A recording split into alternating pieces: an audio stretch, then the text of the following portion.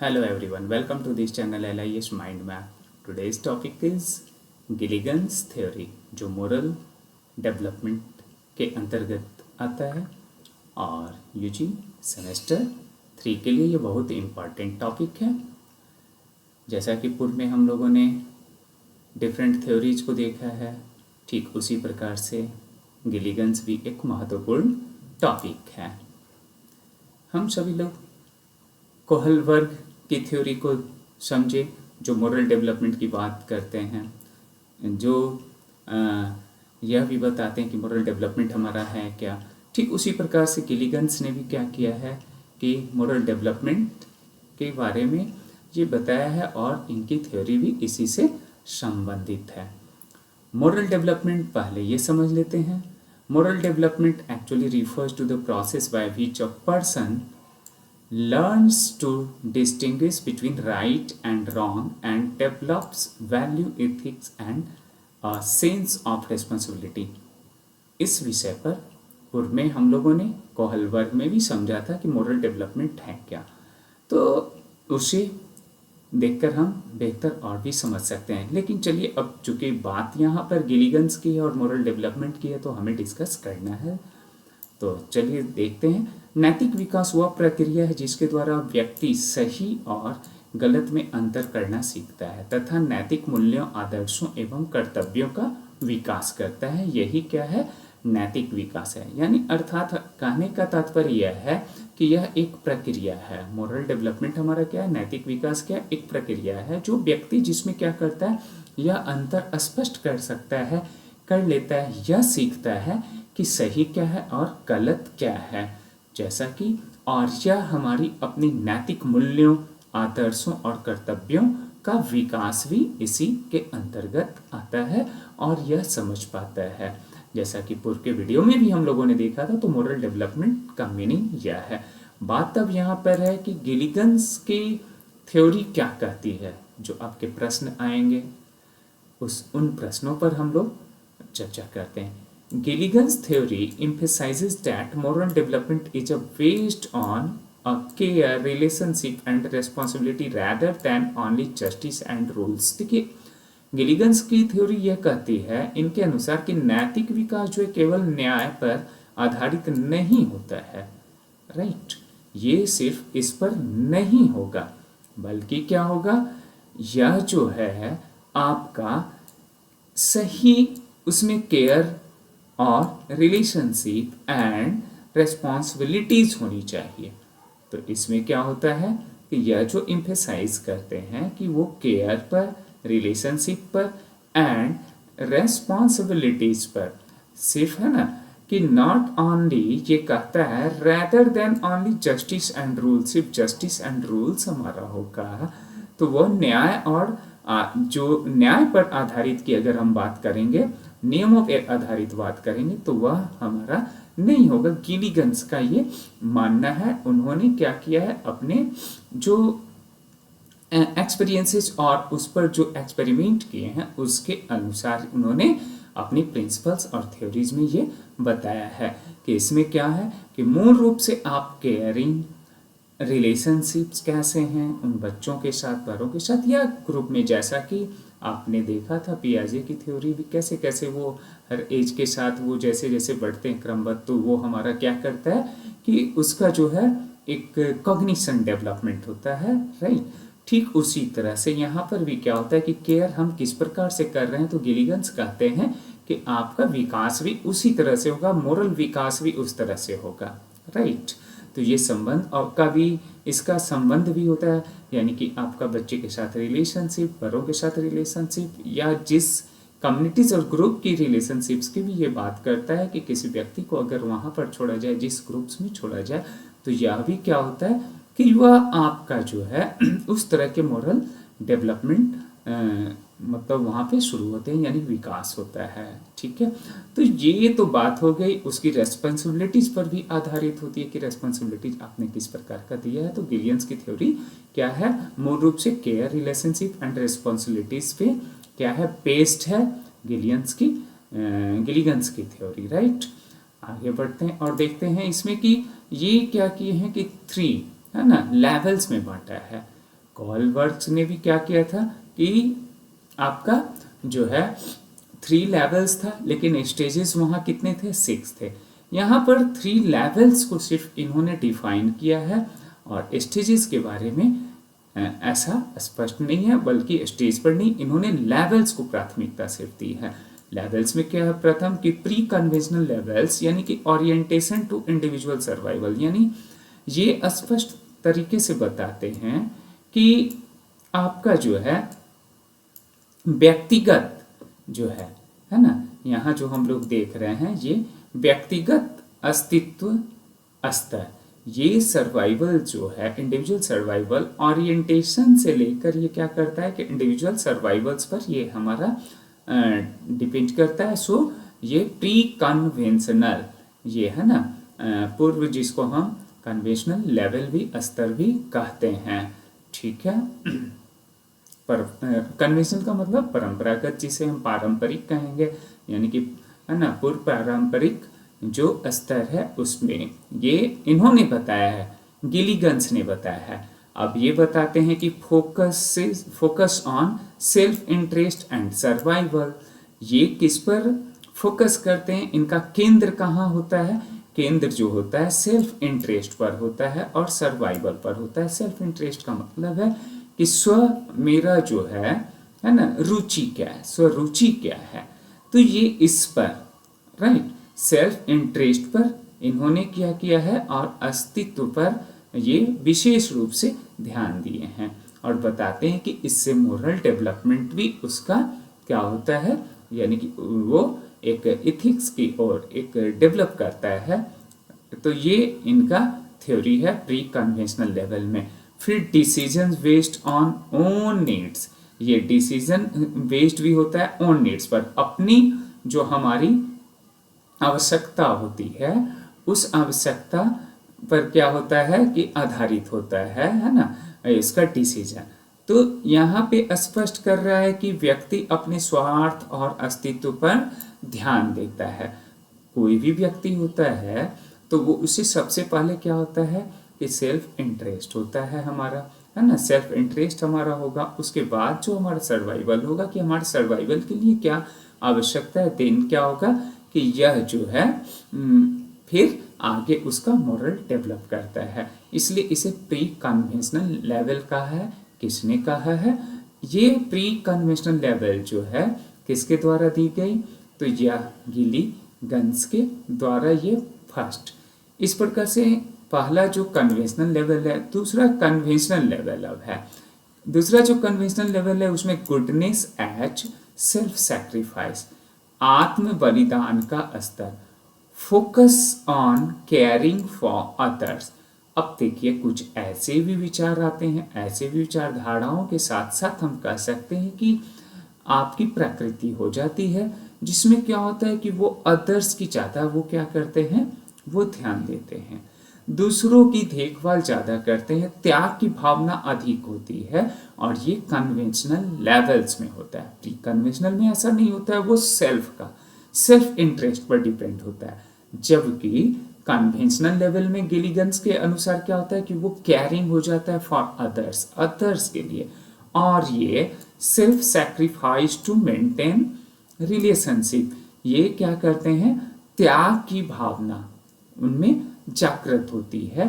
तो यह हमारा क्या होता है, कन्वेंशनल लेवल में होता है। तो ये तो समझ में आ गई कि दूसरों की देखभाल और त्याग पर जो बल दी गई है ये कौन से लेवल में है गिलिगन्स का, ये गिलिगन्स के कन्वेंशनल लेवल में है, यानी गुडनेस एज सेल्फ सैक्रिफाइस, बड़ा ही महत्वपूर्ण है ये। तीसरा लेवल हमारा क्या है, पोस्ट कन्वेंशनल लेवल, ये मॉरलिटी ऑफ नॉन वायलेंस, अहिंसा की नैतिकता, यानी balance between self and others, ये क्या कहते हैं कि संतुलन बनाते हैं, है ना। इसके अंतर्गत पोस्ट कन्वेंशनल में कि संतुलन बनाते हैं। और दूसरा है अवॉइड हार्म टू एनीवन, किसी को भी है ना नुकसान ना पहुंचे किसी तरह की, इन बातों का क्या करते हैं, ख्याल रखते हैं। ये आपका क्या हो गया, यह पोस्ट कन्वेंशनल हो गया। तो पोस्ट कन्वेंशनल में अब क्या बात आ गई कि स्वयं और दूसरों के बीच जो है संतुलन तथा किसी को नुकसान न पहुंचाया जाना, यह पोस्ट कन्वेंशनल लेवल की बात आ गई। अब देखिए इन तीनों को हम लोग समराइज्ड तरीके से देखें तो ये फर्स्ट वन जो आपका है गिलिगन्स का, वो क्या करता है कि फोकस ऑन केयर, दूसरा relationship based morality and include female perspectives. यहाँ पर कोहलबर्ग की हम लोग बात करें तो कोहलबर्ग में क्या फोकस ऑन जस्टिस, ये न्याय की बात करता है, जबकि इसमें न्याय की बात गिलिगन्स नहीं करता है, फोकस ऑन केयर पर बात करता है। तो ये दोनों में अंतर भी है। कॉम्पिटिटिव स्टडी देखें तो रूल बेस्ड इसमें मोरालिटी है, इसमें कोई रूल बेस्ड नहीं है, रिलेशनशिप बेस्ड ये आपका है। जबकि कोहलबर्ग में क्या है मेल ओरिएंटेड रिसर्च है और ये इंक्लूड फीमेल पर्सपेक्टिव को भी इसने क्या किया है कि बेस्ड बनाया है और इसमें शामिल किया है। तो इस प्रकार से आपने अभी देखा कि कोहलबर्ग और गिलिगन की कंपैरेटिव स्टडी भी हम लोगों ने किया। अब ये जानने के बाद स्पष्ट आता है कि किस प्रकार के प्रश्न भी हमारे होंगे। लॉन्ग क्वेश्चंस आसानी से आप कर सकते हैं। जो इससे संबंधित की कोहलबर्ग ये गिलिगन्स की क्या है थ्योरी और प्रिंसिपल, उस पर हम लोगों ने डिस्कशन किया। साथ ही साथ कुछ ऑब्जेक्टिव प्रश्न को भी हम लोग देखते हैं जो कॉम्पिटिटिव पॉइंट ऑफ व्यू से तो होंगे ही, यूजी सेमेस्टर 3 में भी आप देखेंगे कि क्वेश्चंस जो होते हैं ऑब्जेक्टिव उसमें भी होंगे। फर्स्ट क्वेश्चन है कि who proposed the ethics of care theory, यानी इथिक्स ऑफ केयर सिद्धांत किसने दिया था। तो इथिक्स ऑफ केयर की बात कौन करता है, गिलिगन करते हैं। तो गिलिगन हमारा क्या हो गया, Carol Gilligan is the right answer.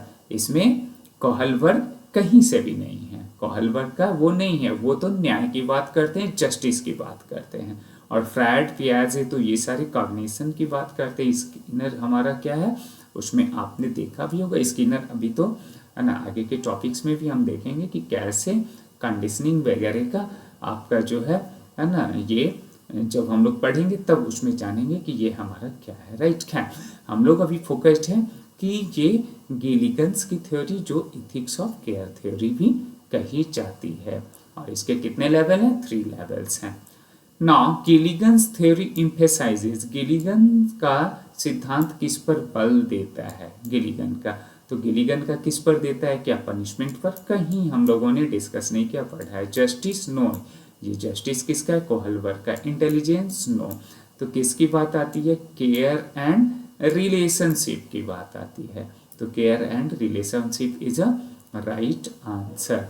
Next हमारा है कि गिलिगन्स क्रिटिसाइज्ड विच साइकोलॉजिस्ट, यानी गिलिगन ने किस मनोवैज्ञानिक की आलोचना की है, किसकी ये की है, कोहलबर्ग की है, लॉरेंस कोहलबर्ग की है। क्योंकि सिर्फ न्याय पे वो नहीं है ना, यही बात कर रहे हैं ना। तो इनका कहना है कि सिर्फ न्याय पूर्ण नहीं होता है, बल्कि क्या होता है, ये यहाँ पर फोकस ऑन केयरिंग की भी आवश्यकता होती है, रिलेशनशिप की आवश्यकता होती है। तो ये इनका मानना है। ठीक है, तो कोहलबर्ग का ये इन्होंने गिलिगन ने क्या किया, क्रिटिसाइज किया है, आलोचना किया है। Gilligan's theory is also known as, Gilligan's theory को हम इस सिद्धांत को और किस नाम से जानते हैं, है ना, जाना जाता है। तो किस नाम से जानते हैं, इथिक्स ऑफ केयर, चूंकि केयर पर ही ये फोकस है इसलिए ये कॉमन हम लोग सेंस अप्लाई करके भी बना सकते हैं। रीजनिंग भी एक अच्छा आपका हो सकता है ना, रीजनिंग बेस्ड भी ये आपका आंसर निकल जाता है। Next, the first level of Gilligan's theory focus on, Gilligan के पहले स्तर में किस पर ध्यान दिया जाता है, किस पर ध्यान देते हैं, तो ये सेल्फ इंटरेस्ट पर। पहला जो लेवल है आपने देखा होगा फर्स्ट लेवल में क्या है, सेल्फ इंटरेस्ट की बात करता है। आप यहाँ देख सकते हैं कि ये पहला ही लेवल जो है ये सेल्फ इंटरेस्ट की बात यहाँ कर रहा है ना, फोकस ऑन सेल्फ इंटरेस्ट। जबकि हम लोग सेकंड जो होता है उसमें क्या करता है, केयरिंग की बात करता है। तो पहला सेल्फ इंटरेस्ट की, उसके बाद केयरिंग और सेक्रीफाइस की बात करता है, और जबकि आपका थर्ड में क्या होता है, वो बैलेंस की बात करता है। हम लोगों ने यहाँ देखा था कि संतुलन, यानी कि ये बैलेंस की बात करता है। इस प्रकार से तो आंसर हमारा क्या होगा, सही जवाब जो पहला लेवल है वो self interest. Goodness as self sacrifice belongs to, आत्म बलिदान किस स्तर से संबंधित है, तो किस स्तर से, सेल्फ सेक्रीफाइस लेवल 2 की बात है। अभी हम लोगों ने देखा है सेकंड लेवल में, और सेकंड लेवल को हम लोग क्या बोलते हैं, कन्वेंशनल लेवल। क्या बोलेंगे, कन्वेंशनल लेवल। तो यह भी ट्विस्ट किया जा सकता है क्वेश्चन, तो बी हमारा सही जवाब होगा। नेक्स्ट क्वेश्चन है the highest level in Gilligan's theory in, यानी गिलिगन के सिद्धांत का उच्चतम स्तर कौन सा है, तो गिलिगन का जो है वो क्या है, थर्ड, जिसको हम थर्ड लेवल, हाईएस्ट लेवल का मतलब यहाँ पर क्या हो गया, थर्ड लेवल, उसे हम कहते हैं पोस्ट कन्वेंशनल, और पोस्ट कन्वेंशनल का मतलब क्या हो गया, नॉन वायलेंस मॉरलिटी। तो सी आपका क्या होगा, सही जवाब होगा। Gilligan's emphasized moral reasoning based on, Gilligan ने नैतिक तर्क को किस पर आधारित बताया है, तो नैतिक तर्क को किस पर आधारित बताया है, ये रिलेशनशिप एंड इम्पैथी पर, रिलेशनशिप एंड इम्पैथी पर ये इन्होंने बताया है। तो इस प्रकार से इसका सी जो होगा वो सही जवाब होगा। गिलिगन्स थ्योरी मेनली इंक्लूड्स, गिलिगन का सिद्धांत मुख्य रूप से किसे शामिल करता है, गिलिगन का, तो वो किस पर है, फीमेल पर्सपेक्टिव्स को, जबकि आपको हलवर्ग में ऐसा नहीं है, वो क्या किया है, मेल को वो फोकस किया है, तो यहाँ पर female perspective. According to Gilligan's moral development involves, Gilligan के अनुसार नैतिक विकास में क्या शामिल है, किसे शामिल करता है नैतिक विकास में, तो वो balance between self and others, C is the right answer. Next हम लोग चलते हैं, Gilligan argued that Kohlberg theory was, यानी Gilligan's argued that Kohlberg theory was, तो इसके अनुसार जो है कोहलबर्ग का सिद्धांत कैसा था, तो ये कोहलबर्ग में क्या था, जेंडर बायस्ड था, जबकि गिलिगन्स में क्या है, गिलिगन्स में हमारा क्या है कि वो जो है जेंडर बायस नहीं है, वो फीमेल को भी, फीमेल पर्सपेक्टिव्स को भी इसमें रखा गया है, तो B is the right answer. Moral maturity in Gilligan's theory means, Gilligan के अनुसार नैतिक परिपक्वता का अर्थ क्या है, तो नैतिक परिपक्वता क्या है, caring for self and others, ये हमारा क्या है, सी जो है बिल्कुल सही जवाब है। गिलिगन्स के अनुसार नैतिक परिपक्वता क्या है कि केयरिंग को फोकस किया गया सेल्फ एंड अदर्स पर, तो this is the right answer. इस प्रकार से हम लोगों ने आज गिलिगन्स के बारे में देखा, कंपैरेटिव स्टडी गिलिगन्स एंड कोहलबर्ग में देखा, और फिर ऑब्जेक्टिव प्रश्नों को भी हम लोगों ने सॉल्व किया, जो प्रश्न आएंगे तो आपने बहुत पेशेंसली वॉच किया। Thank you so much once again. पुनः मिलता हूँ नए टॉपिक के साथ।